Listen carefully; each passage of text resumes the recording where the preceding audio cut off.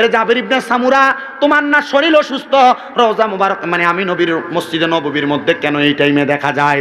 জাবির ইবনে সামুরা বলি, ইয়া রাসূলুল্লাহ, আপনি যেমন ভাবে বলেছেন আমি এমন ভাবে কোরআনুল কারীমের আয়াত তেলাওয়াত করেছি, আর আমি দেখলাম পবিত্র যোহরের নামাজ আদায় করার পরবর্তী সময় আমি যখন কোরআনুল কারীমের তেলাওয়াত করে আমি শান্তভাবে ঘুমাইলাম, ঘুম থেকে ওঠার পর আমি আমার শরীরটাকে সুন্দর পাইলাম, বড় আরামদায়ক পাইলাম। তার মানে বোঝা যায় এর জাবির ইবনে সামুরা, আমার আল্লাহ তাআলা এই কোরআনুল কারীম তেলাওয়াতের বরকতে তোমার অসুস্থতা দূর করে দিয়েছে। বিসমিল্লাহির রহমানির রহিম। ওয়া নুনাজ্জিলু মিনাল কুরআনি মা হুয়া শিফাউ ওয়া রাহমাতুল লিল মুমিনিন।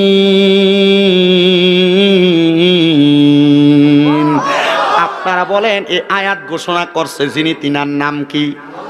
আমার আল্লাহ তাআলা কোরআনুল কারীমের মধ্যে বলতেছেন অনুনাজ্জিলু মিনাল কুরআনি, আল্লাহ বলেন আমি কোরআন নাযিল করলাম, অবতীর্ণ করলাম কোরআন। মারহাবা পড়েন না? মা হুয়া শিফা, আল্লাহ বলেন শেফার জন্য, আরোগ্য লাভের জন্য। মোহাব্বতের আওয়াজে কোন সুবহানাল্লাহ। মনোযোগ দিবেন, এই আয়াতে কারিমার ধারাভাষ্য করে আল্লামা জালালউদ্দিন সুয়ুতী রহমতুল্লাহ আলাইহি এবং ইমাম বাগবী রহমতুল্লাহ আলাইহি একই আয়াতের একরকম তাফসীর করেছেন। তিনারা বলতেছেন এই কোরআনুল কারীম কেন মানুষের আরোগ্য লাভের জন্য, মুমিনের জন্য শিফা হিসেবে প্রেরণ করলেন। এই পৃথিবীতে অনেক মানুষ নামাজ পড়ে, রোজা রাখে, হজ করে, যাকাত দেয়, দান সদকা করে, কোরআন তেলাওয়াত করে, আবার পরের হক মাইরা খায়, সুদের টাকা খায়, গোশের টাকা খায়, মানুষের জমি দখল করে খায়। আপনারা কোন বাড়ির এলাকায় এমন বালা মানুষ আছে না নাই? নামাজ পড়ে রোজা রাখে, সুদ খায়, আছে না নাই? নামাজ পড়ে রোজা রাখে আবার হারাম খায়, আছে না নাই? নামাজ পড়ে রোজা রাখে, কোরআন পড়ে আবার মানুষের সাথে ঝগড়া ফাসাদে লিপ্ত হয়, এমন আছে না নাই? আমার মুসলমানেরা, আবার আমরা সমাজের অনেক মানুষ এরারে ধরে নিয়ে মসজিদের সভাপতি বানায়, সেক্রেটারি বানায়, কথা কোন ঠিক কিনা? আমরা সমাজের মানুষ এগুলারে ধরে নিয়ে মসজিদের সর্দারির দায়িত্ব দেয় এলাকায়। মুসলমান মনে রাখবেন, আল্লাহ তাআলার ওই বান্দারা নামাজ পড়লেও কোনো লাভ হবে না, আল্লাহর ওই বান্দারা রোজা রাখলেও কোনো লাভ হবে না। আল্লাহ কয় ওই বান্দাদের পরিচয় তোমরা শোনো, ওই বান্দাগুলা হইল উলাইকা হুম শাররুল বারিয়া, ওই বান্দাগুলা হইল দুনিয়ার সবচাইতে নিকৃষ্ট বান্দা। আল্লাহ তারা কারা, কেন তাদেরকে আপনি খারাপ বললেন?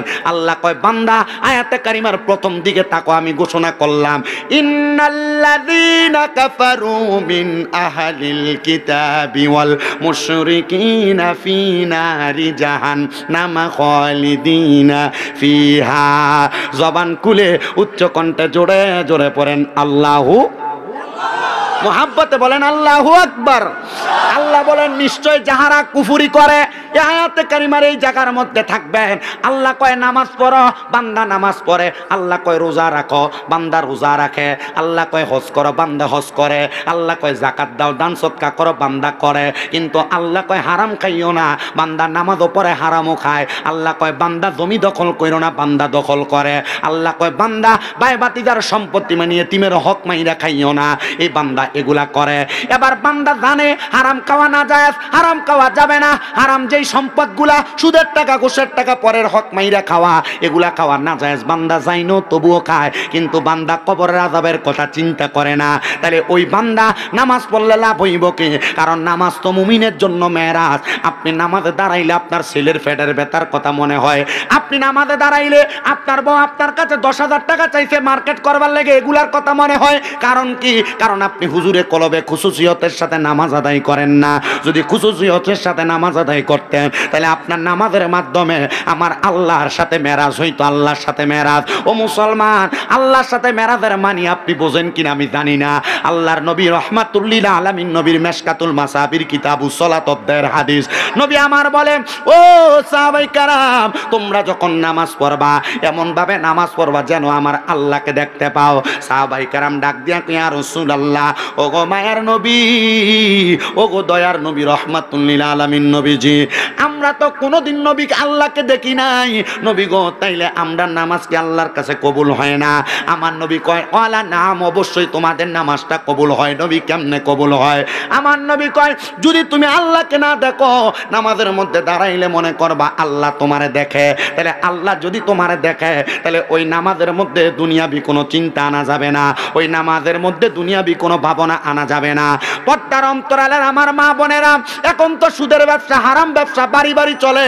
এখন তার বেডায়েত মানুষ সুদ খায় না, বেডিরা বাড়িতে সুদ খায়, সুদের টাকা লাগায়। ও মা, এই কোরআন পড়ে আপনি কেমনে বরকত হাসিল করবেন? এই কোরআন পড়া যদি আপনি বরকত হাসিল করতে চান, তাহলে দুনিয়ার সব নিকৃষ্ট কাজগুলো আপনি ত্যাগ করে দেন, দেখবেন আপনার ঘরের মধ্যে বরকতের কোনো অভাব নাই, আপনার ঘরের মধ্যে বরকতের কোনো অভাব নাই।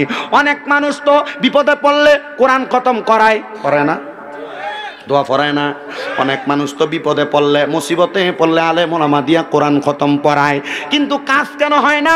তার মানে বোঝা যায় যেই ব্যক্তি পড়াইলো তার মাঝে কোনো খুশুসিয়ত, আল্লাহর কোনো ভয় নাই।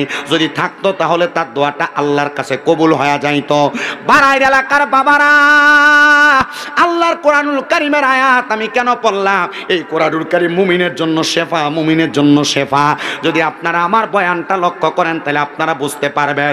নবীজির প্রখ্যাত সাহাবী, হযরত নবীজির প্রখ্যাত হাদিস বিশারদ হযরতে জাবের ইবনে সামুরা রাদিয়াল্লাহু তাআলা আনহু হাদিস বর্ণনা করে। তিনি বলেন, আমি একদিন অসুস্থ হয়ে আল্লাহর হাবিবের কাছে আসলাম। ইয়া রাসূলুল্লাহ, ও মায়ার নবী, আমি তো ডাক্তার, মানে আগে তো ডাক্তার ছিল না, এই চিকিৎসা করতো যে আগে, তাদেরকে কি বলতো?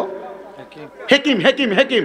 ইয়া রাসূলুল্লাহ, অনেক হেকিমের কাছে আমি চিকিৎসা গ্রহণ করেছি ওগো নবীজি, কিন্তু আমার রোগের তো কোনো শেফা পাইতেছি না। আল্লাহর হাবিব সাল্লাল্লাহু আলাইহি ওয়াসাল্লাম ওই সাহাবীকে তেলাওয়াত করে শোনাইলেন। কি শোনাইলেন? আল্লাহর হাবিব শোনাইতেছে, ওয়া নুনাজ্জিলু মিনাল কুরআনি মা হুয়া শিফা ওয়া রাহমাতুল লিল মুমিনিন। এ সাহাবী, তুমি কি এই আয়াতে কারিমাকে অনুসরণ করো না? সাহাবী বলে, ইয়া রাসূলুল্লাহ, কেন? কারণ কি আপনার কাছে জানতে চাই। নবী আমার ডাক দিয়ে কয়, কারণটা হইল কোরআনুল কারীমের মধ্যে সকল রোগের চিকিৎসা আছে। এবার আপনারা বলেন, কোরআনুল কারীমের মধ্যে সকল রোগের চিকিৎসা আছে না নাই? কথা কন্যা আছে না নাই? সালামুন কাওলাম মির রব্বির, জোরে কয় না সুবহানাল্লাহ। সালামুন আলা হিয়া হাত্তা মাতলাইল ফাজর। আল্লাহ তাআলা সালাম দ্বারা শান্তির জন্য, মানে বান্দাকে ভালো করার জন্য এমন অনেকগুলা আয়াতে কারিমা নাজিল করলেন।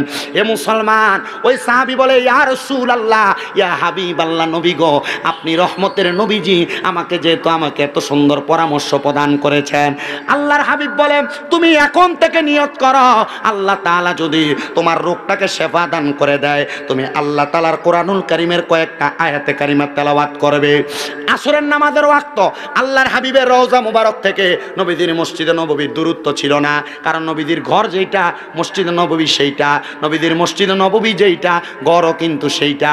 আপনারা যারা মদিনা শরীফ গিয়েছেন আপনারা হয়তো জানেন, মদিনা শরীফে যেই জায়গায় ইমাম দাঁড়ায় নামাজ পড়ে জায়গাটা রিয়াজুল জান্নাহ, ওই জায়গাটার পাশেই তো আমার নবীজির রওজা মুবারক, আবার ওই জায়গাটার পেছনের অংশেই তো আমার নবীজির হুজরা মুবারক, ঘর মুবারক। দেখবেন লাল গালিচা, সবুজ গালিচা দেওয়া। মুহাব্বতে শুনবেন, নবীজি আমার নবীজির হুজরা মুবারক থেকে বের হইলেন, আম্মা জান আয়েশা সিদ্দিকা ওই ঘরের মধ্যে। নবীজি বের হয়ে দেখলেন জাবের ইবনে সামুরা আল্লাহর হাবিবের দরবারে বসে আছেন। এর জাবের ইবনে সামুরা, তোমার না শরীর অসুস্থ? রওজা মুবারক, মানে আমি নবীর মসজিদে নববীর মধ্যে কেন এই টাইমে দেখা যায়?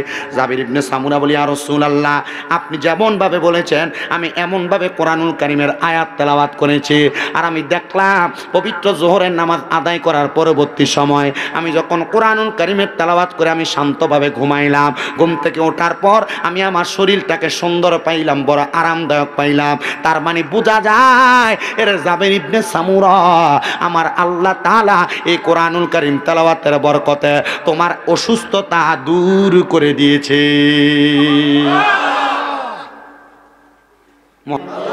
মুহাব্বতে বলেন তিনি কি? ওই আল্লাহ ছাড়া কারোর কাছে চাওয়া যাবে? ওই আল্লাহ ছাড়া কাউকে সেজদা দেওয়া যাবে? ওই আল্লাহ ছাড়া কারোর কাছে মাথা নত করা যাবে? আর কতকাল দুনিয়ার আড্ডাবাজি রং তামাশার মধ্যে সময় কাটাইবা? দেও নাই আমার আল্লাহর দরবারে দুই কানে হাত বাড়ায়া রে ভাই, জানি না কার জন্য জানি আজকের মুনাজাতটা জীবনের শেষ মুনাজাত করে হাত বাড়াইছে। আল্লাহ হাত দুইটা কপালে লাগার আগে আগে আমরা বান্দাদেরকে বেগুনা মাসুম হিসেবে কবুল আর মঞ্জুর কইরা নাও। তুমি তো অন্তর জামি রে আল্লাহ, ওই আমরা হইলাম ফানা, আমরা সুখে কিনা দুঃখে ডাকি গো ও আল্লাহ, তুমি যাই না কি যা না রে আল্লাহ, করব আল্লাহ দেখালয় তোমার মনে। আল্লাহ আজকের মুনাজাতে কে জানি হাত বাড়াইছে, দেশে বিদেশে নিজের রক্তরে পানি বানাইছে। আল্লাহ এমন আব্বা কার জানি অন্ধকার কবরে শুয়া রইছে, এমন আব্বার কবরটারে আপনি আল্লাহ জান্নাতের বাগান বানাইয়া দেন। দয়াল রে কোন সন্তান জানি হাত বাড়াইছে, কার জানি জগতের মধ্যে মা নাই। হায় রে মা, যে মারে মা কইয়া ডাকলে কলিজার আগুন পর্যন্ত ঠান্ডা হইয়া যায়, যেই মায়ের দিকে নেক নজরে তাকাইলে কবুল ওয়াদের সওয়াব হইয়া যায়। আল্লাহ কার জানি এমন মা কবরে, এমন আম্মার কবর তুমি আল্লাহ জান্নাতের বাগান বানিয়ে দাও। কত সন্তান হাত বাড়াইছে, মা বাবা বড় কষ্ট করে তারারে মানুষ করছি, এখন সম্পদ আছে কিন্তু মা বাবা অন্ধকার কবরে, মা বাপরে আদর যত্ন করে একটু খাবার মুখে তুলা দিতে পারে না। আল্লাহ এমন সন্তান যারা মা হারা বাবা হারা, এমন সন্তানের আম্মা আব্বার কবর জান্নাতের বাগান বানিয়ে দাও। অনেক এতিম আছে, মাও নাই বাবাও নাই, জনমের এতিম। আল্লাহ তাদের প্রত্যেকের আম্মা আব্বার কবর জান্নাতের বাগান বানাও। মাবুদ ফরিয়াদ তোমার দরবারে রে আল্লাহ, আজকের মাহফিলে যাদের মা বাবা বেঁচে আছে, আম্মা আব্বার হায়াতে বরকত দাও, আম্মা আব্বার খেদমত করার তৌফিক দান করো। আজকের মাহফিলে যারা টাকা দিয়া পয়সা দিয়া শ্রম দিয়া বুদ্ধি দিয়া পরামর্শ দিয়া মাইক দিয়া লাইট দিয়া প্যান্ডেল দিয়া মিডিয়ার বাইরা সহ সম্মানিত শ্রোতা মণ্ডলীরা, পর্দার অন্তরালের আমার মা বোনেরা, আল্লাহ প্রত্যেকের খাস দোয়া তোমার কুদরতের দরবারে কবুল মঞ্জুর করো। আজকের মাহফিলের উসিলায় এই ২২০০ সমস্ত পৃথিবীর মুসলমান ইমামদারদের কবরটারে নাজাতের ফয়সালা কইরা দাও রাব্বুল আলামিন। অনেক প্রবাসী ভাইয়েরা বিদেশ থেকে দোয়া চাই, আল্লাহ আমার প্রবাসীদের হায়াতের মধ্যে, প্রবাসীদের নেক কাজের মধ্যে বরকত দান করো, শরীর স্বাস্থ্য সুস্থ রাখো, প্রবাসীদেরকে ইনকাম করে সহি সালামতে আবার দেশে ফিরার মতো তৌফিক দান করে দাও। এই মাহফিলটা কিয়ামত পর্যন্ত কবুল ও মঞ্জুর করে নাও। কোরআন এবং সুন্নাহর কথাগুলা সবার মাঝে সহিভাবে বলার মতো তৌফিক দান করো। আল্লাহ পর্দার অন্তরালে কত মা বোনেরা দোয়া চাই, আমার মা বোনদের কাজ দোয়া তুমি কবুল আর মঞ্জুর করে নাও। মরম দিবা দুঃখ নাই আল্লাহ, তবে বেঈমান বানায়া মরণ দিও না। মরণের আগে বারবার তাওয়াফে বাইতুল্লাহ জিয়ারতে রওজা রাসূলুল্লাহ নসিব করায়া আখিরি জবানে মধুর কালেমা পড়ায়া দিয়েন, লা ইলাহা ইল্লাল্লাহু মুহাম্মাদুর রাসূলুল্লাহ সাল্লাল্লাহু আলাইহি ওয়াসাল্লাম।